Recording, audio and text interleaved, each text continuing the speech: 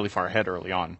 And Cloud9 just played incredibly, and I love the choice from Envy to go for the Rapier. Of course, it's a fan favorite item, but in the situation, I think it was the right read on the game. Like, he had to do something extremely drastic, and to have the confidence to do something like that in a game like this I think is a really good sign. Yeah, and that move is what kept the game going quite a bit longer. And so, yeah, you're right. I mean, looking at the early part of the game, the fact that this game went over 60 minutes is pretty darn impressive. On the side of Cloud9. But unfortunately, the bottom line result is that LGD do take the 2-0, so they'll get 3 points. We do have some updates from the other matches. Of course, we do have Complexity getting the 2-0 against MVP Phoenix, and Fnatic and Secret splitting 1-1, so they only get 1 point each. Oh, yeah. Yeah, that's... That second game, though. Yeah. Fnatic Secret. We obviously didn't get to see it because this game went so long, so we didn't... I don't even know if we have many highlights for that game. That game was an absolute but, I mean, we do have many more matches to get through, but of course you can catch the VODs if you haven't seen it, so that's something to look forward to. I've heard it was pretty crazy. We caught some glimpses of it. You guys were watching on that side. I'm pretty sure Winter would like to talk briefly about the game because he knows why the game was so one-sided, because he knows Fnatic very well. Mainly, I feel what happened and went wrong for Secret is whenever you play against Mushi's team in general, they tend to have this tendency whenever they beat a much stronger opponent, they trash you in all the 3 lanes. All the players are really good in the lanes, and what happened was, I think they did a Bloodseeker off lane. Yeah. I didn't really see the laning phase, but he has as much net worth as the safe laner. After 10, 15 minutes. There were 3 on par on the net worth, so that is a classic Mushi type of team game. They win all their lanes and they trash you. Yeah, that is pretty much exactly what happened. Secret wasn't able to come back from that game too, so they do tie at 1-1. So that's our first set of matches. But we are just going to move straight in because we have 5 sets of matches going onward on 3 different streams. Now, before we go forward, of course, LGD just won. They're looking good. A lot of people are thinking LGD possibly top 3, maybe even a contender to be the champion of TI5. Now, in their next match on Stream C, they will be playing against, I believe, Complexity. But before we go on, of course, there's one of the players on LGD that a lot of people are looking forward to, Xiaowei, leading newbie to that championship title last year at TI4, now coming back, possibly looking for another title for himself, and then LGD as a whole. Let's look at Xiaowei's story before we jump into the second set of matches. 我第一次见小巴大概是在5、6年前吧，当时我们是在湖南，然后一起打 Dota 认识的，然后做什么事情都特别的认真，然后会投入100%的精力。行业的压力、竞争，然后包括舆论各方面都很大。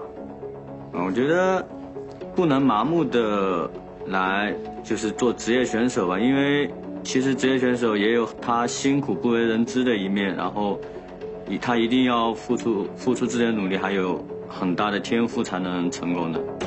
关键是一支很规范的强队吧，然后每天一起训练，一起生活，一起研究新的录像，其实都是为了比赛想拿到好成绩。我这次回老干爹的原因，主要还是因为以前我们都是队友吧，我跟沙拉跟瑶，然后觉得 TI2 有些可惜，再回来一起努力，再打一次 TI。他在完成了一系列的成就，甚至说可以说拿到了这个领域的巅峰以后，然后还选择出来跟我并肩作战，然后那一刻是我很感动的。我觉得心里特别温暖吧，觉得有了家庭的支持，就希望自己能努力，不会让他们失望，就特别大的动力。然后无话不说，然后干什么都一起，就像一个团队，像一家人一样。我觉得一个队伍的队长最重要的是以身作则。我觉得老聂最强项是团队的执行力。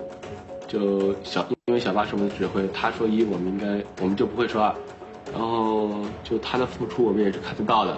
小巴是气场蛮强的一个男人，然后作为队长来说的话，队友们都很信服他，然后很靠谱，所以之后在生活中打 Dota 也是蛮令人信服的一个好朋友、好兄弟嘛。TI5的话，只想就自己能带这个队伍做到自己该做的了。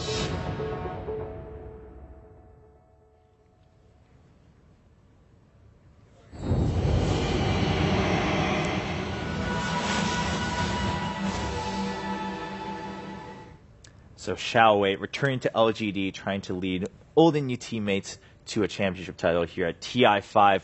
I mean, already 2-0 against C9. They're feeling good, but of course a long way to go. So if you want to catch more LGD games, definitely head over to Stream C. They will be playing against Complexity. But for this stream, we just talked briefly about Fnatic vs Secret, how Secret just got absolutely beaten in Game 2. They tied 1-1, but now they're coming here onto the mainstream to play against IG.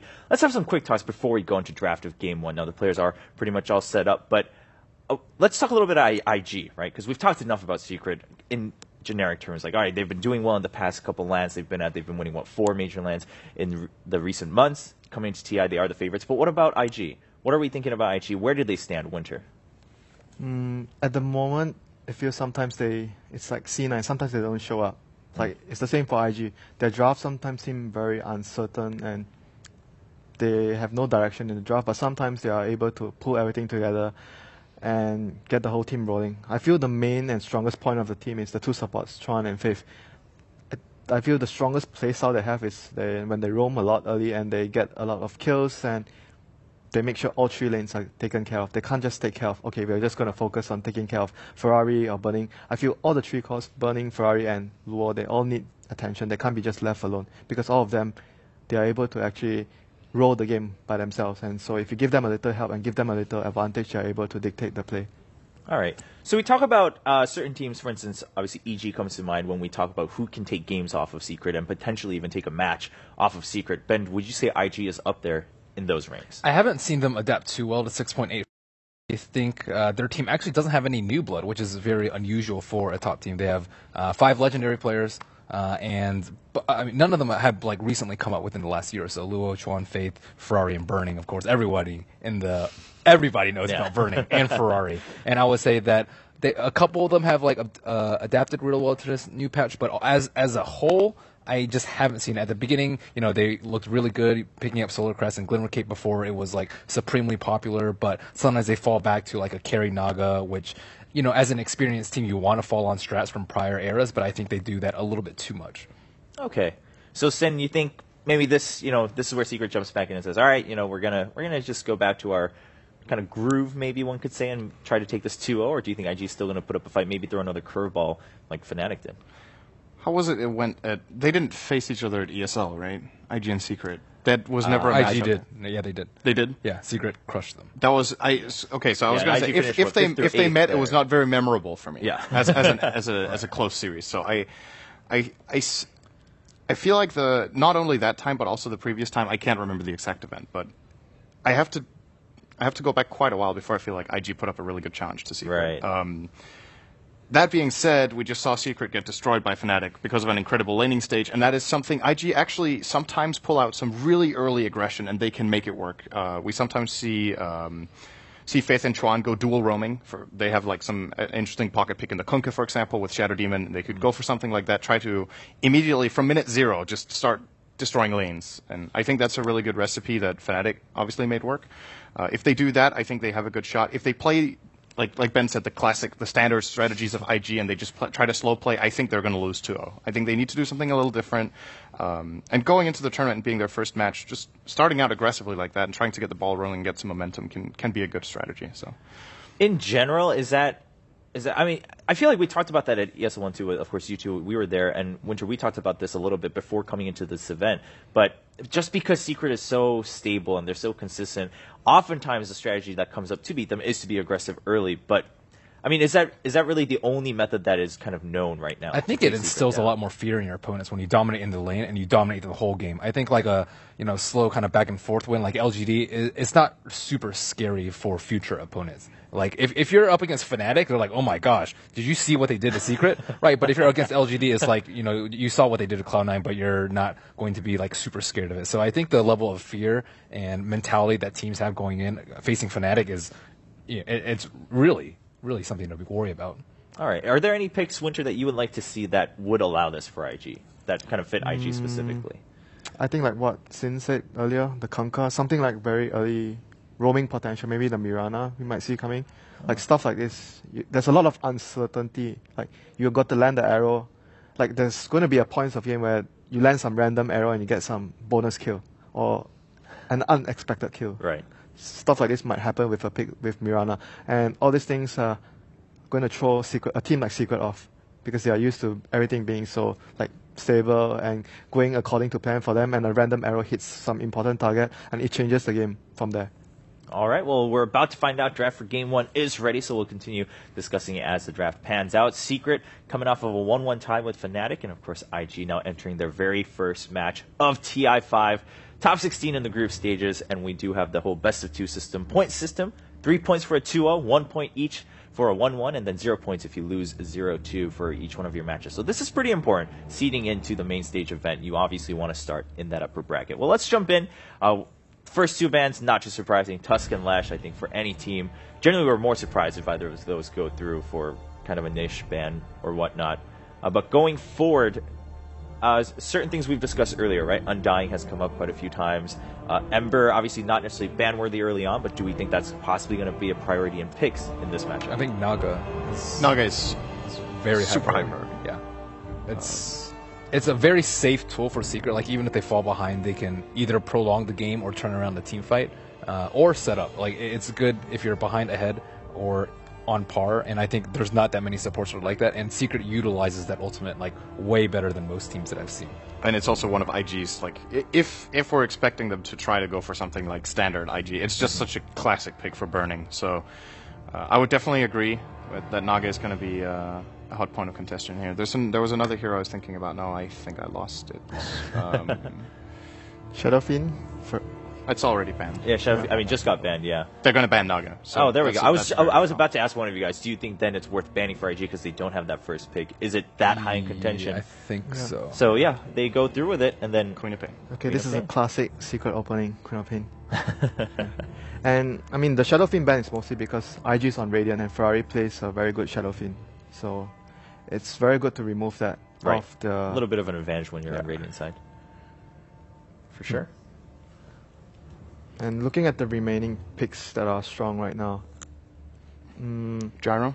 Gyro and Undying is still in the pool, but that was the one I wanted to mention. Yeah, but Secret is not afraid at all to fight Undying. Exactly. I was going to bring up Undying because I think Team Secret, out of any of the top teams, they're probably the team that picks it the least. At least that's the impression I have. They don't really pick it. They only pick it once and they lost. They don't pick it, and they don't mind giving it away. So compared to other teams we've seen, especially like the Cloud9 LGD matchup, I think it was banned both games, or it was picked one game, banned the other game. This is going to be a different kind of matchup. And IG actually like playing Undying themselves, so they might want to grab it later. They're going to take the Bloodseeker though. Well, they had a game off last game, so they probably watched Fnatic. And Fnatic had both of these the heroes, right? This worked. Yeah, they had Bloodseeker. Yeah, these two were in the top 3, like in terms of net worth.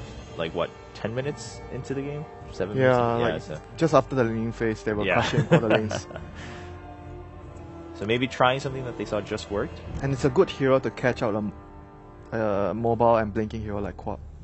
But there's a way you can actually dodge the rupture damage, right? I saw a video on it. Like, you have to blink and move. Yeah. Oh. It's 1300 range and 0.25 seconds. If you move more than 1300 range, then you can actually... It doesn't do it. So or else you could like TP. But Quap's blink is the only blink that can do it. Is it difficult to do it every time you get rupture? No, because Quap's blink is 1300 range max, and it doesn't have the 4/5 roll blink. You just need to move a little bit first and then blink. You usually blink first and then click move. Oh, click, okay. Yeah. Okay. So the 0.25 second interval starts as soon as you blink. All right. She's the only hero that can actually do that. Now, Dazzle is an interesting matchup for this for a couple of reasons. First of all, they take it away. We've seen teams like to play Dazzle with Gyro.